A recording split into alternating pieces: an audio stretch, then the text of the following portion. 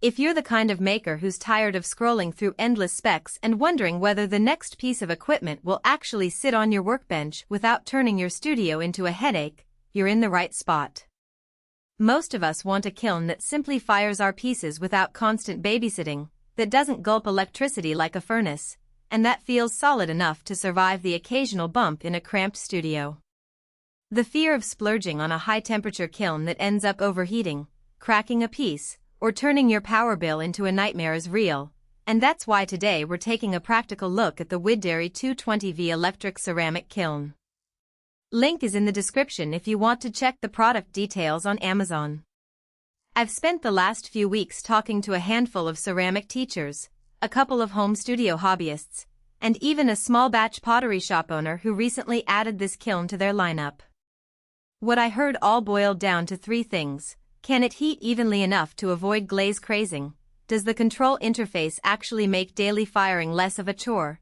And will the unit fit into a modestly sized workspace without demanding a dedicated circuit? Those are the questions I'm going to answer, not by rattling off a list of wattage and dimensions, but by walking through the moments you'll actually live through with this kiln.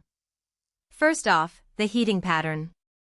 The kiln claims 360-degree cyclic heating with a Mullite insulation layer, and in practice that translates to a noticeably steadier temperature curve. One of the teachers I spoke with runs a weekly glaze test for her class, and she told me that before switching to this model, her students were constantly dealing with glaze cracks caused by hot spots. Since installing the WYDDDARY, she's seen the defect rate drop dramatically because the heat spreads more uniformly across the interior. That matters most when you're firing a stack of small cups or a single, delicate sculpture. The last thing you want is one side expanding faster than the other and ruining the whole piece. The touchscreen control is another place where the smart claim becomes useful. It's a 7-inch panel that lets you set a firing schedule, adjust ramp rates, and even connect via Wi-Fi to monitor the cycle from your phone.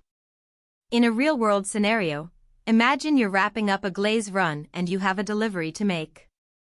Instead of staying glued to the kiln, you program a 10-hour bisque fire, walk out, and get a push notification when the ramp hits the target temperature.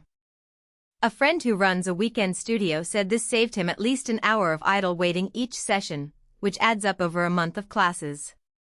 The remote feature isn't just a gimmick, it actually frees up time for you to focus on shaping, glazing, or even taking a break without the anxiety of missing a temperature spike. Now, the elephant in the room: power consumption. At 3.5 kilowatts, the kiln sits in a sweet spot between low-budget electric kilns and the massive, industrial-grade units that can drain a household circuit. For a typical home studio plugged into a standard 220V outlet, you'll see a noticeable rise in the electricity meter during a full 1300C, 2372F, fire. But it's not the kind of spike that will trip breakers if your wiring is up to code. A small pottery shop owner I consulted confirmed that their monthly energy bill went up by roughly 12% after adding this kiln, which is predictable but still manageable compared to the cost of gas or the maintenance of a larger electric furnace. If you're on a strict budget for utilities, that incremental cost is something to factor in. Let's talk about size. The chamber measures about 42 centimeters on a side and fits roughly 35 standard cups or a single medium sculpture.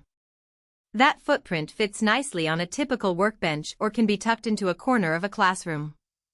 However, if you're looking to fire large plates, bowls, or multiple sculpture pieces in one go, you'll quickly hit the capacity ceiling. The unit's compactness is a strength for hobbyists and small educators, but it's also a limitation for anyone with a production line mindset. Knowing your typical batch size before you buy will save you from the disappointment of having to fire twice as often as you'd like. Another practical consideration is the learning curve. The touchscreen interface is intuitive, but the Wi-Fi setup can be a little finicky the first time. One user mentioned that the app occasionally lost connection mid-cycle, forcing a manual restart. While that's not a daily occurrence, it's something to be aware of if you rely heavily on remote monitoring. The good news is the kiln defaults back to a manual mode, so you can still finish a fire even if the app decides to take a coffee break. Who should press the Add to Cart button? If you're a hobbyist who fires small batches, runs a weekend class, or needs a reliable piece of equipment for a home studio where space and power are limited, this kiln hits the sweet spot.